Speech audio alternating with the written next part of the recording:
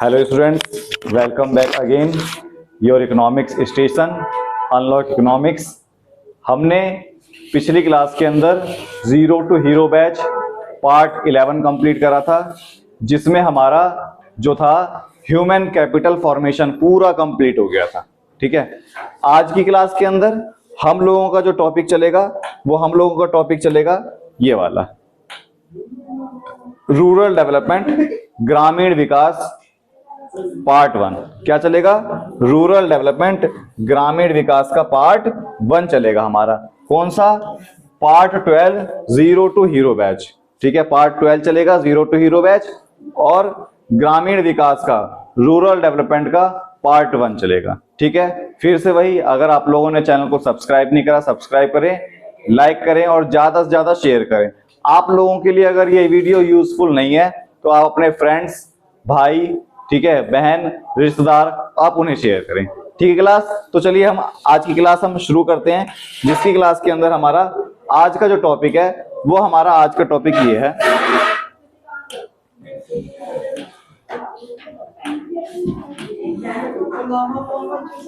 Rural development, जिसमें बोला है ग्रामीण विकास। रूरल डेवलपमेंट क्या है?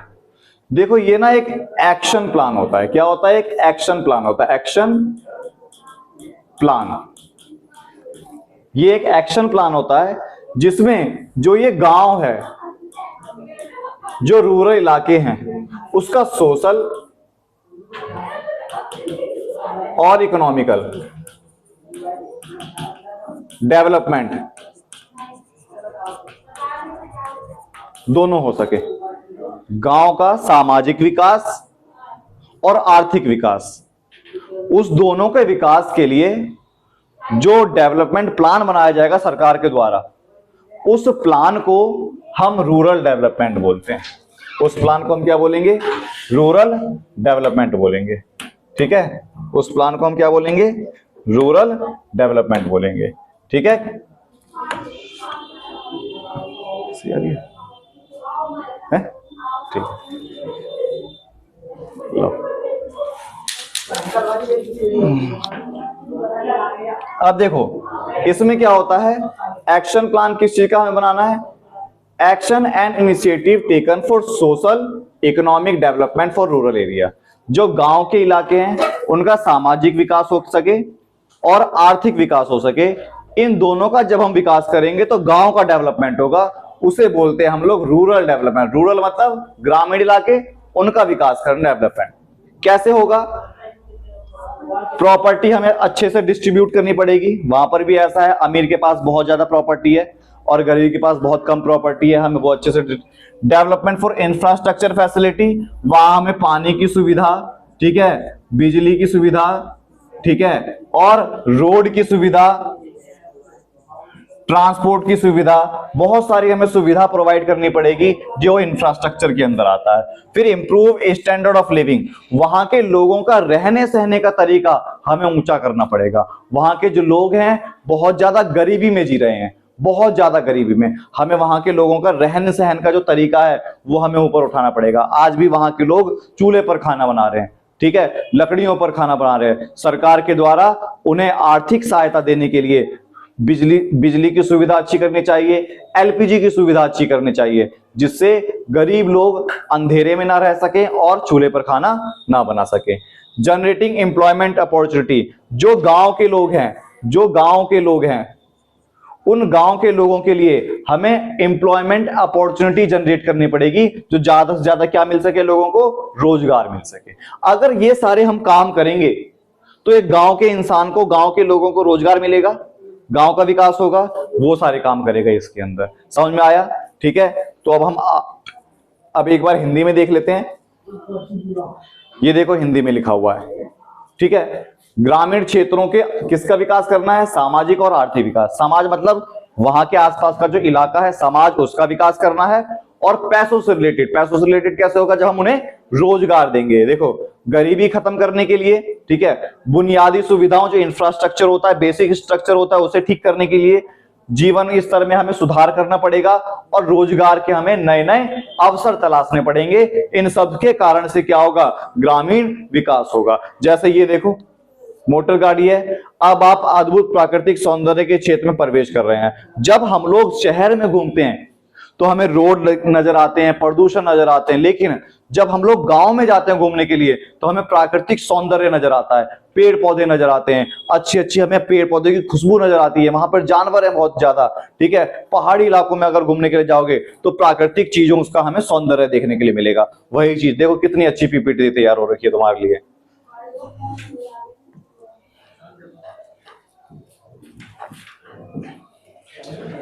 अब देखो इसमें क्या होगा, की इशू इन्वॉल्व्ड रूरल डेवलपमेंट। ये जो गांव के इलाके हैं, ये जो रूरल एरिया है, जो ग्रामीण इलाके हैं, इस ग्रामीण इलाकों का विकास होगा कैसे? अभी हमने पिछला चैप्टर हमने कंप्लीट करा था जिसमें बोला ह्यूमन कैपिटल फॉर्मेशन। अगर ह्यूमन कैपिटल फॉर्मेशन नहीं होगा, इसमें क्या क्या काम करेगा ह्यूमन कैपिटल फॉर्मेशन के अंदर? इसमें शिक्षा प्रदान करी गई। अगर शिक्षा नहीं होगी क्या ह्यूमन कैपिटल फॉर्मेशन होगा? स्किल डेवलपमेंट कैसे होगी? शिक्षा से होगी। फिर इसके अंदर तुम्हें स्वास्थ्य बताया, हॉस्पिटल की फैसिलिटी अच्छी करनी पड़ेगी। फिर इसके अंदर हमें ट्रेनिंग प्रोग्राम चलाने के लिए दिखाया कि अगर कोई जॉब करने के लिए जाता है तो ट्रेनिंग होगी। ठीक है, फिर उसके बाद एनजीओ के द्वारा बहुत सारे एडल्ट प्रोग्राम चलाए गए, एडल्ट मतलब लिटरेसी रेट को बढ़ाने के लिए, जिसके कारण उनके अंदर क्या हो सके, जो हमारे देश के अंदर इलिटरेट की संख्या ज्यादा पाई जाती है वो क्या हो सके, हमारे देश में कम हो सके। ठीक है, तो ह्यूमन कैपिटल फॉर्मेशन हो गया। अब है डेवलपमेंट ऑफ प्रोडक्टिव रिसोर्सेज।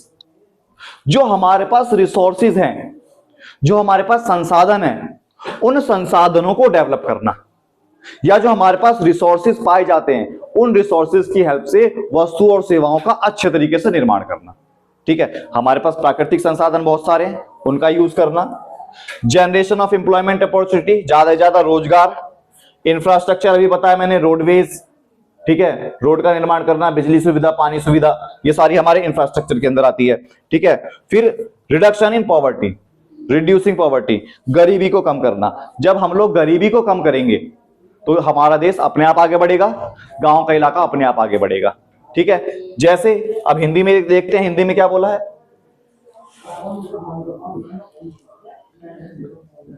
देखो क्या है, ग्रामीण विकास से जुड़े प्रमुख मुद्दे। गांव का विकास का मुद्दा क्या है? मानव पूंजी का निर्माण करना, हमें वहां पर अच्छी शिक्षा की सुविधा देना, अच्छी शिक्षा की सुविधा देना। उत्पादक संसाधनों का विकास, वहां पर ऐसी चीज का निर्माण करना जिससे वस्तु और सेवाओं का ज्यादा से ज्यादा क्या हो सके, निर्माण हो सके। रोजगार के नए नए अवसर देना। बुनियादी ढांचे के विकास, बुनियादी ढांचे का मतलब गांव है, गांव में पानी का विकास करना, पानी की टंकी लगवा देना। बहुत सारे गांव आज भी हमारे देश में ऐसे हैं जो बिजली के अंधेरे में रह रहे हैं। अगर हम बिहार की बात करें तो बिहार में क्या है, बहुत ज्यादा अभी भी वहां पर पावर कट लग रहे हैं, अच्छी सुविधा नहीं आ रही, बिजली की, पानी की सुविधा नहीं है, कच्ची मिट्टी के रोड बने हुए हैं, खड़ंजे बने हुए हैं, हमें उनका विकास करना है। ठीक है, फिर भूमि एवं तकनीक सुधार, हमें वहां की भूमि का सुधार करना पड़ेगा, हमें टेक्नोलॉजी लानी पड़ेगी। आज भी हमारा देश बारिश के ऊपर निर्भर है कि बारिश पड़ेगी तो किसानों का क्या होगा, फायदा होगा। लेकिन हमें क्या करना पड़ेगा, हमें जैसे मान लो ये जमीन है, जमीन पर हम लोग क्या करते हैं, खाद पदार्थ छिड़कते हैं, खाद पदार्थ से हमारी जमीन क्या हो गई, जो उर्वरकता है जमीन की, फर्टिलिटी है, वो खराब हो जाती है, हमें उसे ठीक करना पड़ेगा। हमें टेक्नोलॉजी का विकास करना पड़ेगा जिससे क्या हो सके, हम बारिश के ऊपर निर्भर ना हो सके, हम बोरिंग की सुविधा लगा सकें, पानी जब मर्जी तब ले लो जाकर। ठीक है, गरीबी कम करने के ऊपर हमें ध्यान देना पड़ेगा। ये सारे काम करेंगे तब एक गांव का विकास होगा। ये मुद्दा है एक गांव का, समझ में आ गया। अब इन टॉपिकों को एक एक करके पढ़ेंगे।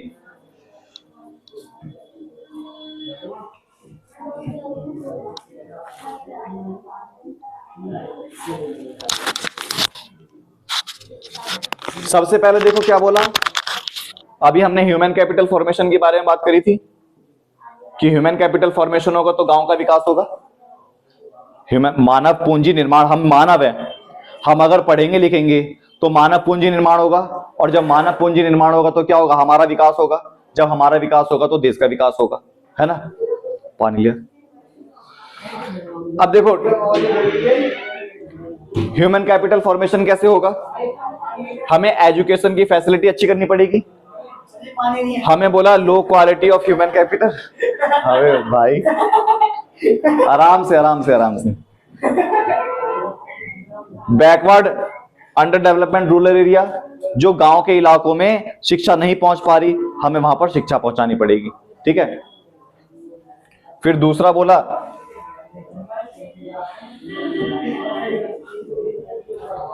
हिंदी में, देखो क्या बोला, शिक्षा की सुविधा अच्छी करनी पड़ेगी, फिर मानव पूंजी का निर्माण की गुणवत्ता को बढ़ाना पड़ेगा उनके अंदर स्किल डेवलपमेंट करके, फिर पिछड़े एवं अल्पकालिक जो पिछड़े क्षेत्र हैं जहां पर रोजगार नहीं मिल पाता, ठीक है, हमें वहां पर रोजगार ज्यादा ज्यादा प्रोवाइड कराना पड़ेगा। मानव पूंजी की गुणवत्ता में सुधार के लिए शिक्षा और स्वास्थ्य बहुत ज्यादा निवेश करना पड़ेगा। अगर हमें मानव पूंजी निर्माण में बढ़ाना है तो सबसे मेन मुद्दा है शिक्षा और दूसरा मुद्दा है स्वास्थ्य। हमें उन दोनों पर खर्चा बढ़ाना पड़ेगा। जब हम उन दोनों पर खर्चा करेंगे तो मानव पूंजी निर्माण होगा। जैसे हमारे माँ बाप हमारे ऊपर पैसा खर्च नहीं करते, हमारे माँ बाप हमारे ऊपर पैसा इन्वेस्टमेंट करते हैं, इन्वेस्ट कर रहे हैं पढ़ाने लिखाने में। जब इन्वेस्ट करेंगे तो वो क्या है, देखो निवेश बोलो ना, इन्वेस्टमेंट का मतलब निवेश होता है। ठीक है।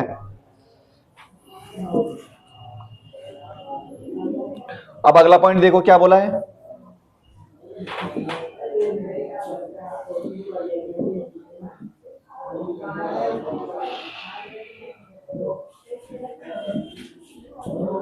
Development productive source, agriculture is a main occupational. आज भी हमारा देश एक कृषि प्रधान देश है, आज भी हमारा देश एक कृषि प्रधान देश बना हुआ है। उसमें खेती ज्यादा होती है हमारे देश के अंदर, खेती में रोजगार ज्यादा मिल रहा है हमारे देशों को।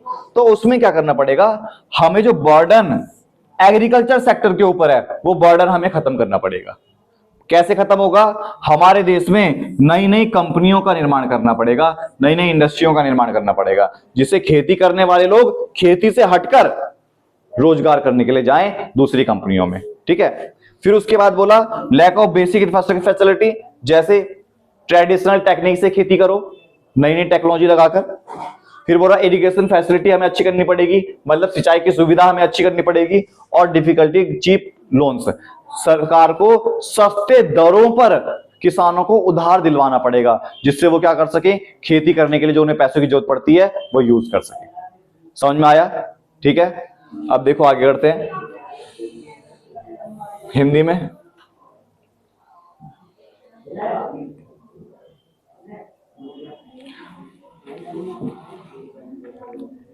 ग्रामीण विकास के जुड़े मुद्दे, पहले देखो कृषि, हमें कृषि के मुख्य व्यवसाय है, आज भी हमारे देश का मुख्य व्यवसाय हमारा क्या है, कृषि है। इसमें क्या करना पड़ेगा, अत्यधिक बोझ के कारण उत्पादकता कम होती जा रही है खेती के अंदर।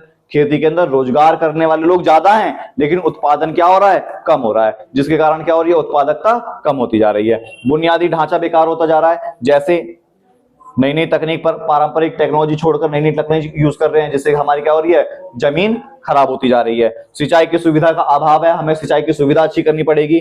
ठीक है। सस्ता कर्ज मिलने में दिक्कत, आज किसानों को सस्ते दामों पर कर्ज नहीं मिल रहा, तो सरकार को एक ऐसा कदम उठाना पड़ेगा जिससे किसानों को क्या मिल सके, सस्ते दामों पर कर्ज मिल सके। ठीक है।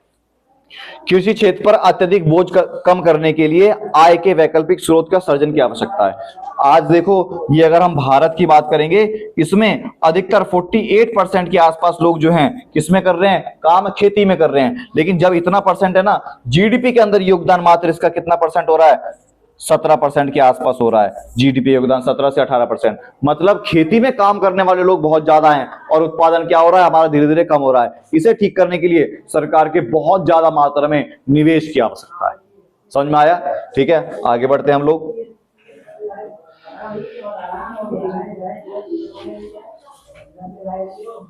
फिर तीसरा पॉइंट है जनरेशन ऑफ एम्प्लॉयमेंट। अगर हमारे देश में सरकार नई नई अपॉर्चुनिटी डेवलपमेंट करने लग जाएगी, हमारे देश में सरकार रोजगार की नई नई अपॉर्चुनिटी अगर डेवलपमेंट करने लग जाएगी, देश में लोगों को रोजगार मिलेगा, गांव के लोगों को रोजगार मिलेगा। तो गांव के लोग जो पिछड़े हुए हैं, गांव के लोगों का जो विकास कम हो रखा है, उनका क्या हो जाएगा, विकास धीरे धीरे ज्यादा हो जाएगा, बढ़ जाएगा। देखो कैसे, लैक ऑफ अल्टरनेटिव अपॉर्चुनिटीज, वहां के लोगों के पास खेती के अलावा कोई और अपॉर्चुनिटी है ही नहीं। गांव में अधिकतर खेती होती है, उनके पास सरकार कोई अपॉर्चुनिटी देगी कि खेती के अलावा तुम ये काम भी कर सकते हो, तभी तो सर वो काम करेंगे, ऐसा हो नहीं पा रहा। ठीक है। Dependency of agriculture, agriculture sector के ऊपर ज्यादा भरोसा है और उत्पादन क्या हो रहा है, धीरे धीरे कम होता जा रहा है। वहां पर दिक्कतें क्या आ रही है, फिशरीज, लाइव स्टॉक फार्मिंग, वहां पर मछली पालन और जो है पशुपालन होने लग गया। हॉरिकल्चर की फैसिलिटी हमें करनी पड़ेगी, कॉटेज इंडस्ट्री खोलनी पड़ेगी। मतलब ये सारी प्रॉब्लम है, हमें इस तरीके से बढ़ावा देना पड़ेगा, ठीक करना पड़ेगा। किसान खेती में लगा हुआ है, हमें किसानों को बताना पड़ेगा कि तुम खेती के साथ साथ पशुपालन भी कर सकते हो। एक खेत में गड्ढा खोदकर तुम वहां पर मछलियां भी पाल सकते हो। उससे क्या होगा, तुम्हारे खेती से तो पैसा आएगा और मछली पालन से भी पैसा आएगा। एक खेत को बना दो तबेला और वहां पर क्या करो, पशुपालन करो, गाय भैंस बकरी भेड़ पालो और वहां के दूध उनके क्या करो, फिर उत्पादन करो और बेचो। इससे क्या होगा, किसानों की आय बढ़ेगी। तो ये तरीका बताया। ये दिक्कत है लैक ऑफ अल्टरनेटिव अपॉर्चुनिटी, इसके अलावा ये भी कर सकते हैं। ठीक है, हॉरिकल्चर हो गया। हॉरिकल्चर का मतलब होता है, हॉरिकल्चर का मतलब बागवानी। किसानों को बागवानी करनी सिखाई जाए। एक खेत के अंदर किसान क्या करते हैं, गेहूं का उत्पादन कर दिया। किसानों को सिखाना पड़ेगा कि एक खेत के अंदर गेहूं भी उगाओ, चावल भी उगाओ, मतलब हॉरिकल्चर, बागवानी करो। बागवानी में होता है फल फूल सब्जी सारे एक खेत पर उगाना, उसे बोलते हैं बागवानी। ठीक है, फिर कॉटेज इंडस्ट्री, छोटी छोटी इंडस्ट्रियों का विकास करना पड़ेगा, स्मॉल स्केल इंडस्ट्री का विकास करना पड़ेगा, जिससे गांव में घर घर में छोटी छोटी कारखाने खुल सके और उत्पादन बढ़ सके। सरकार को इन सब चीजों के लिए क्या करना पड़ेगा, सरकार को दोबारा इन्वेस्ट करना पड़ेगा, सस्ते दामों पर लोन की सुविधा प्रोवाइड करनी पड़ेगी। ठीक है क्लास, आगे बढ़ते हैं।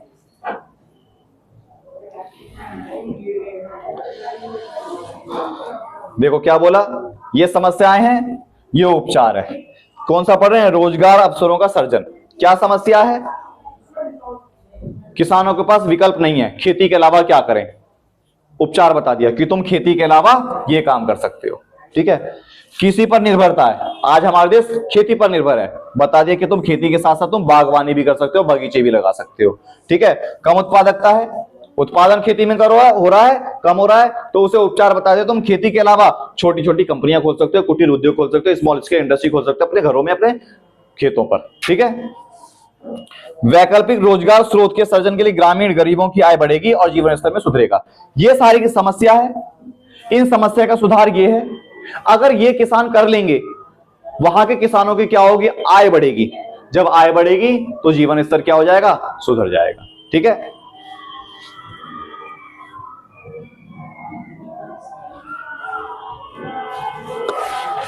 अगला पॉइंट आता तुम्हारा डेवलपमेंट रूरल इंफ्रास्ट्रक्चर।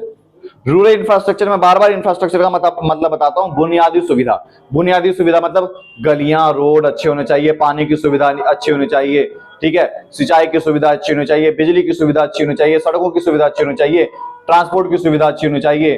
ठीक है, अच्छा खाना अच्छा पीना उन्हें मिलना चाहिए, जिस कारण से क्या होगा, इंफ्रास्ट्रक्चर की फैसिलिटी अच्छी होगी। जिसमें बोला रूरल एरिया का पुअर इंफ्रास्ट्रक्चर होता है, पुअर कनेक्टिविटी टू सिटीज, मतलब बोला ये पूरा एक रूरल इलाका है और ये एक छोटा सा गांव है। सरकार को क्या करना पड़ेगा, यहां पर कोई शहर है,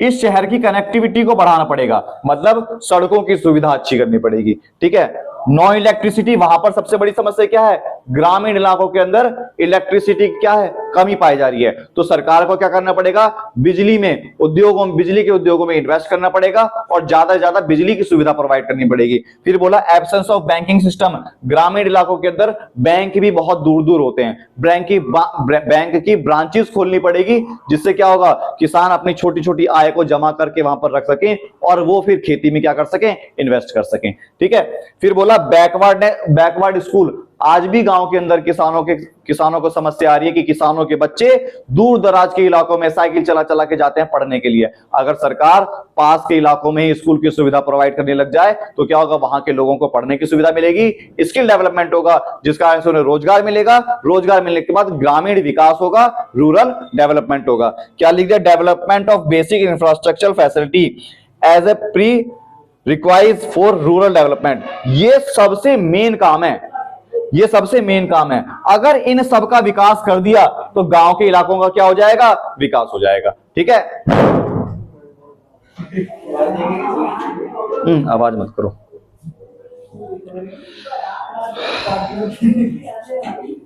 अब देखो हिंदी में क्या बोला, बुनियादी सुविधा ढांचा है उसे ठीक करना पड़ेगा, कनेक्टिविटी अच्छी करनी पड़ेगी, ठीक है, बिजली की सुविधा अच्छी करनी पड़ेगी, फिर बैंकिंग की सुविधा अच्छी करनी पड़ेगी। जो पिछड़े स्कूल है, दूर दराज के इलाकों में जो स्कूल है, हमें वो स्कूल की फैसिलिटी क्या करनी पड़ेगी, अच्छी करनी पड़ेगी, ठीक है।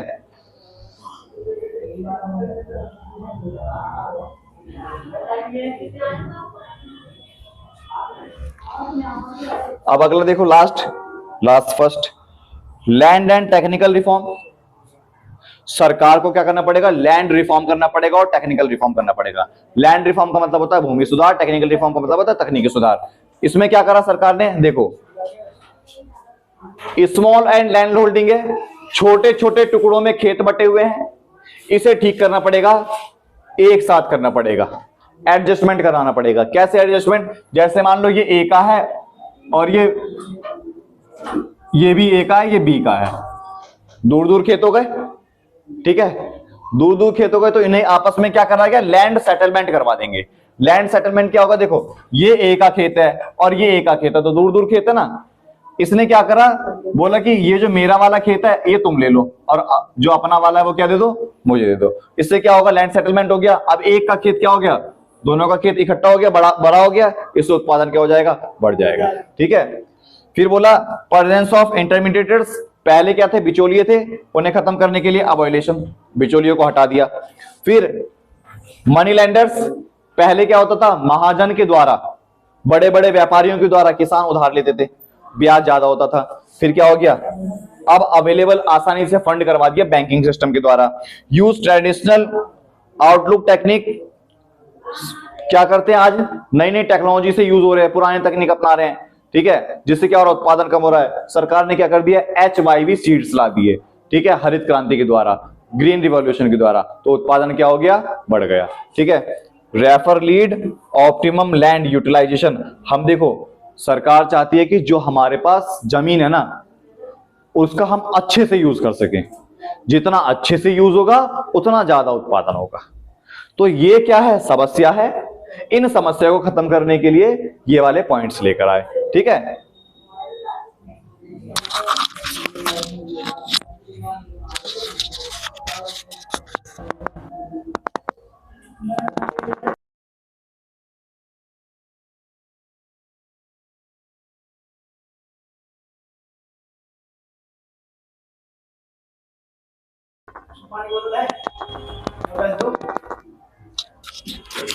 ऑनलाइन करने पड़ेंगे,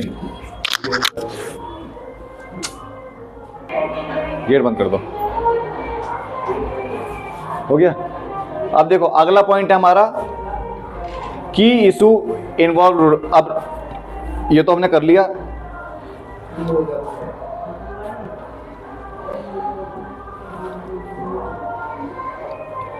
अब देखो ये हिंदी में ये समस्या आ रही है, वहां के लोगों के पास छोटे छोटे खेतों में छोटे छोटे टुकड़ों में खेत बटे हुए हैं, बिचौलियों की ज्यादा सुविधा है, साहूकार पर निर्भरता पाई जाती है, ठीक है, पारंपरिक पुरानी तकनीक यूज हो रही है। ये क्या हो गई, ठीक करने के लिए उपाय आ गए, भूमि जोत को इकट्ठा कर दिया, फिर बिचौलियों का उन्मूलन कर दिया, जो मीडिएटर्स थे उन्हें हटा दिए, धन की आसान उपलब्धता करा दी सरकार के द्वारा, आसानी से क्या हो, अब लोन मिल जाता है, और उच्च उपज देने वाले बीज, HYV टेक्नोलॉजी वाले क्या हो गए, बीज आ गए, ठीक है।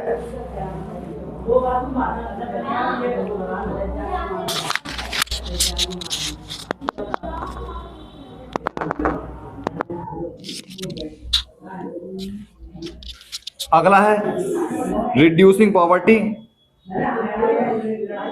रिड्यूसिंग पॉवर्टी में क्या बोला, गरीबी खत्म करी जाएगी।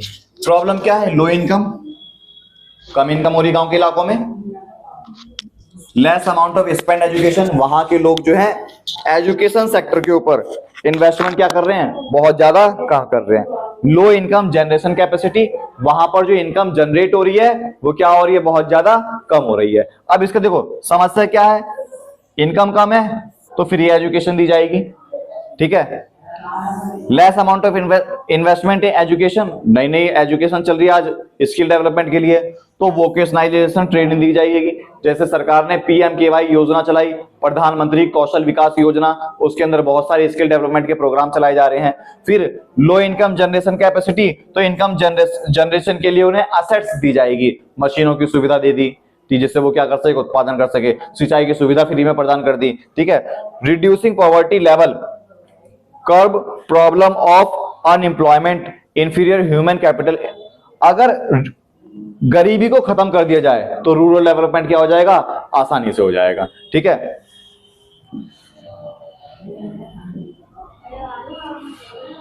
देखो हिंदी में क्या बोला, कम आय हो रही है तो मुफ्त शिक्षा की सुविधा दी जाए, ये उपचार है, ये समस्या है। शिक्षा पर कम खर्च हो रहा है तो व्यवसाय करने का प्रशिक्षण दिया जाएगा। कम आय सर्जन, इनकम कम आ रही है तो आय सर्जन वाली संपत्ति उन्हें दी जाएगी, जैसे सिंचाई की सुविधा, मशीन दे दी कोई, ठीक है, जिससे वो सामान क्या कर सके, उत्पादन कर सके। गरीबी के स्तर को कम करने के लिए बेरोजगारी, निम्न मानव पूंजी और असमानता की समस्याओं पर अंकुश लगेगा। गरीबी को कम किया जाएगा, गरीबी कम करने के लिए अच्छी अच्छी शिक्षा की सुविधा दी जाएगी, बेरोजगारी पर अंकुश लगेगा, गरीबी अपने आप कम हो जाएगी। गरीबी कम होगी तो रूरल डेवलपमेंट हो जाएगा, ठीक है।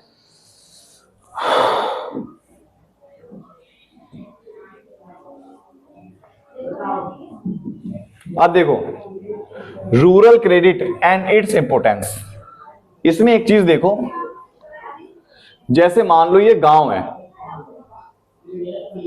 ग्रामीण इलाका है कोई, मान लो ये कोई ग्रामीण इलाका है, इस ग्रामीण इलाकों को डेवलप करना है, ठीक है, इस ग्रामीण इलाके का डेवलप करना है। डेवलपमेंट करते समय दो चैलेंजेस आते हैं, एक रूरल क्रेडिट और रूरल मार्केटिंग। मतलब जब गांव का विकास करेंगे तो चैलेंजेस आएंगे, दो चैलेंजेस।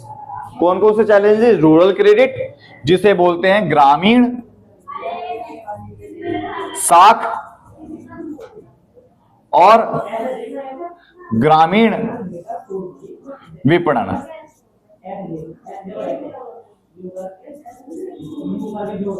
ठीक है, दो प्रकार की समस्या आएगी, ग्रामीण साख और ग्रामीण विपणन।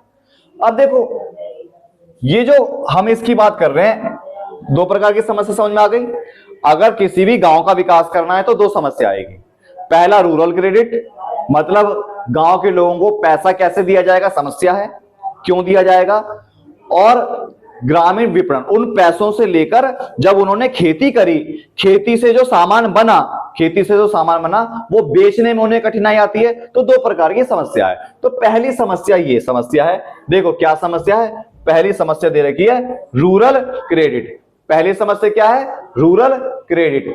इसके और इसके हम क्या करेंगे, इंपोर्टेंस करेंगे। अब जैसे मान लो ये किसान है, गरीब किसान, मैं भी एक किसान परिवार से आ रहा हूं, तो जैसे मान लो ये दीपक सर हैं, ये मैं यानी दीपक सर, इन दीपक सर को खेती करने के लिए पैसा चाहिए। पहले तो खेती करने के लिए पैसा चाहिए। खेती में भी क्या करने के लिए, या तो बीज खरीदने के लिए, पानी की सुविधा प्राप्त करने के लिए, ठीक है, खेत की जुताई करने के लिए जो बैल चाहिए किराए पर या ट्रैक्टर चाहिए किराए पर, उसके पैसे खर्च लगेंगे। खेती के अलावा भी तो दीपक सर को पैसे की जरूरत पड़ेगी। जैसे मान लो मेरी कभी शादी होगी, ठीक है, तो क्या होगा, मुझे पैसे की जरूरत पड़ेगी, तो मुझे उधार चाहिए, ठीक है। दूसरा, मेरे घर में कभी किसी का बर्थ हुआ तो उसका नामकरण करा जाएगा, उसके लिए मुझे पैसा चाहिए, ठीक है, उसके लिए मुझे पैसा चाहिए। फिर अगर किसी की डेथ हो जाएगी तो उसके लिए पैसा चाहिए। तो एक जो गांव का जो गरीब किसान है, या जो मान लो मैं हूं, मुझे इन सब प्रकारों से क्या चाहिए, पैसे चाहिए। पैसे इसीलिए लिए जाते हैं गांव के इलाकों में उधार। तो यही एक सबसे बड़ी समस्या है ग्रामीण विकास के लिए, रूरल डेवलपमेंट के लिए सरकार के सामने चुनौती है कि रूरल क्रेडिट किस तरीके से खत्म करा जाए, किस तरीके से करा जाए। अब क्या होता है, देखो इनकम क्या है, मेरा कम है, किसान की इनकम क्या है, कम है। कम होने की वजह से मैं पैसा खर्च कम करता हूं, ठीक है। रिड्यूस प्रोडक्टिविटी लेवल, जब मैं पैसा कम खर्च करूंगा तो उत्पादन भी कम निकल कर आएगा। जब उत्पादन कम होगा तो इंपोर्टेंस ऑफ रूरल क्रेडिट आ जाती है। मेरे पास पैसे की क्या है, कमी है, मेरे पास पैसे की क्या है, कमी है, तो रूरल क्रेडिट क्या हो जाएगा, इंपोर्टेंस नजर आ गई, ये हमारा इंपोर्टेंस हो गया। ठीक है, समझ में आ गई दीपक सर की कहानी। आगे देखते हैं।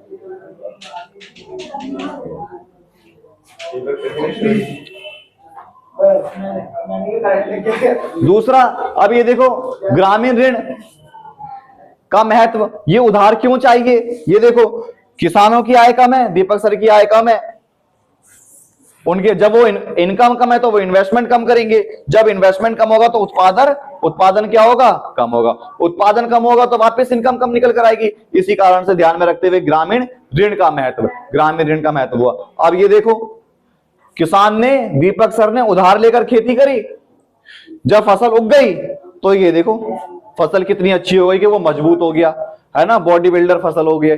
समझ में आ गया। तो पीपीटी बनाने में देखो बड़ा समय लगा है, आप लोगों को ज्यादा से ज्यादा शेयर और सब्सक्राइब लाइक ज्यादा से ज्यादा करना है। ठीक है,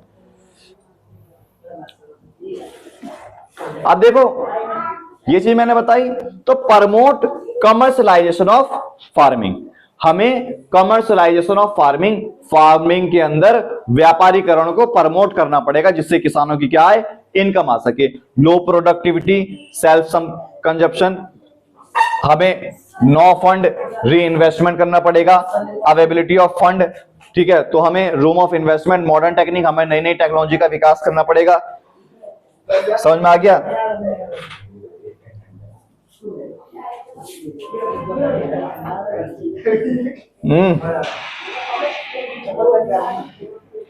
अब देखो क्या है, खेती के व्यवसायीकरण को बढ़ावा देना पड़ेगा हमें रूरल क्रेडिट के द्वारा। कम उत्पादकता केवल मतलब उत्पादन भी कम होता है और अपना पेट पालने के लिए। हमारे देश के अंदर जो लोग हैं सबका पेट पहाड़ है, इसीलिए सब लोग पैसे कमाते हैं। ठीक है, पुनर्निवेश के लिए कोई धनराशि नहीं है उनके पास, मतलब उत्पादन कम हो रहा है, इन्वेस्टमेंट के लिए पैसा नहीं है किसानों के पास, धन की उपलब्धता बहुत कम है, आधुनिक तकनीक में निवेश की गुंजाइश बहुत कम है, क्योंकि हमारे पास पैसा नहीं है तो नई नई टेक्नोलॉजी कहां से खरीदेंगे। ठीक है, ऋण की आसान और सस्ती उपलब्धता से बाजार के लिए अधिशेष उत्पन्न करने में मदद मिलती है। अब इसको ध्यान में रखते हुए जब इतनी सारी दिक्कत है तो क्या आया, ग्रामीण ऋण आया, रूरल क्रेडिट आया, जिससे किसानों को उधार दिया जाएगा और वो फसल का उत्पादन करेंगे और इनकम जनरेट करने की कोशिश करेंगे। ठीक है,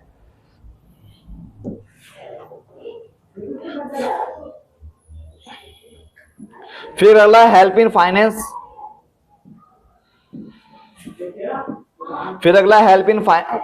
फाइनेंस फार्मिंग इनपुट। प्रॉब्लम क्या है, in long time like sowing seeds, हमारे पास अच्छे बीज नहीं है। फिर इन्वेस्टमेंट इन फंड, हमारे पास पैसा नहीं है। हार्वेस्टिंग ऑफ क्रॉप, फसल काटने के लिए, मतलब रिसिप्ट ऑफ इनकम, जब हम ये सारे काम करेंगे तो क्या आएगा, पैसा आएगा। Easy and cheap availability for credit help arrange farming input. अब देखो हमारे पास पैसा होना चाहिए उत्पादन करने के लिए, फिर उत्पादन करने के बाद फसल काटी जाती है, काटने के लिए पैसा होना चाहिए। उन सब चीजों को ध्यान में रखते हुए क्या चाहिए, हमें चीप फैसिलिटी के सरकार ने क्या कर दी, उधार देने की प्रोवाइड करा दी। ठीक है,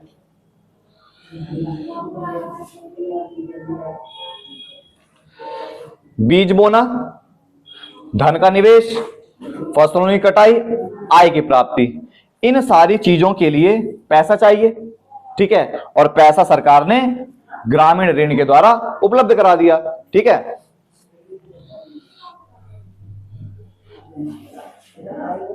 फिर अगला है keep farmers out of vicious circle of poverty. अब हम जब ये सारे काम करेंगे तो गरीबी से निकालने के लिए पैसा चाहिए। एक किसान गरीब है, मान लो दीपक सर किसान है, गरीब किसान है, तो उन्हें गरीबी से निकालने के लिए सरकार के द्वारा हेल्प की जरूरत पड़ेगी, सहायता की जरूरत पड़ेगी। अब देखो small and landless farmer borrow high interest rate.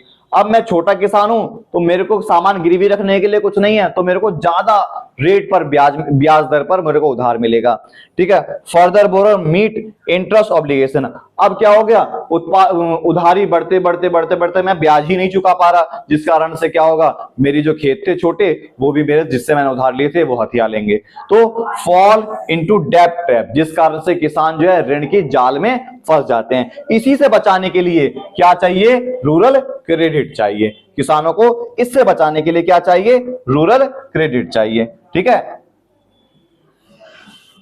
ये देखो, छोटे और भूमिहीन किसान ऊंची ब्याज दर देते हैं, ब्याज का दायित्व पूरा नहीं कर पाते, जिस कारण से वो और उधार लेते हैं और वो फंस जाते हैं किसके अंदर, कर्ज के जाल के अंदर। इनसे निकालने के लिए क्या चाहिए, ग्रामीण ऋण चाहिए। ठीक है,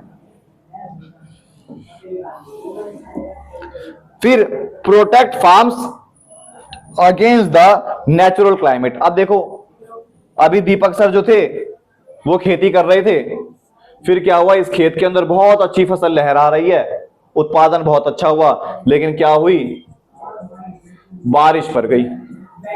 ठीक है, सारी की सारी फसल क्या हो गई, खराब हो गई। अब सारी की सारी फसल खराब हो गई तो दीपक सर खाएंगे क्या, है ना, दीपक सर खाएंगे क्या। अब खाने के लिए पैसे चाहिए, पैसा किसके द्वारा मिल गया, रूरल क्रेडिट के द्वारा सरकार ने उपलब्ध करवा दिया। समझ में आ गया कि किसानों को रूरल क्रेडिट क्यों चाहिए, पता लगा। ठीक है, ये देखो, प्राकृतिक आपदा आ गई, पानी का बाढ़ आ गया, भूकंप आ गया, मानसून हो गया, मानसून मतलब सूखा पड़ गया, या बारिश बहुत ज्यादा पड़ गई। देखो दिक्कत क्या है, अगर बारिश पड़ रही है, बहुत ज्यादा बारिश पड़ गई तो फसल खराब, बारिश नहीं पड़ रही सूखा पड़ गया तो फसल खराब। किसानों का दोनों तरीके से फसल खराब हो सकती है। फसल खराब हुई तो ऋण की जरूरत पड़ती है, प्राकृतिक आपदाओं से बचाने के लिए सरकार उन्हें क्या करती है, ऋण की सहायता प्रदान करती है। पता लगा अभी तक, ऋण का महत्व पता लग गया। ठीक है क्लास, तो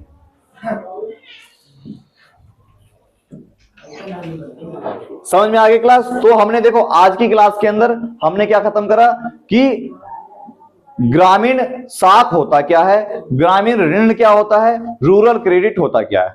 यहां पर देखो ग्रामीण ऋण बोला है, ठीक है, यहां पर क्या बोला है, ग्रामीण ऋण। तुम्हारी बुक के अंदर इस ग्रामीण ऋण की जगह साख लिखा होगा।